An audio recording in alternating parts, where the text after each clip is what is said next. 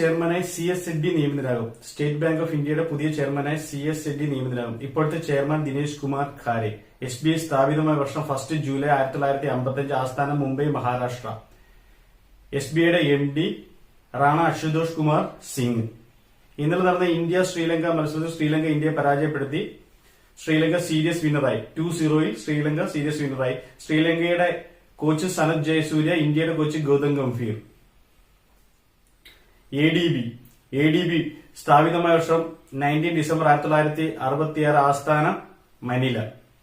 SBI സ്ഥാപിതമായ വർഷം 1 July 1955. Mumbai, മഹാരാഷ്ട്രയാണ് SBIയുടെ ആസ്ഥാനം. DG of Assam rifles Vikas Lakhera.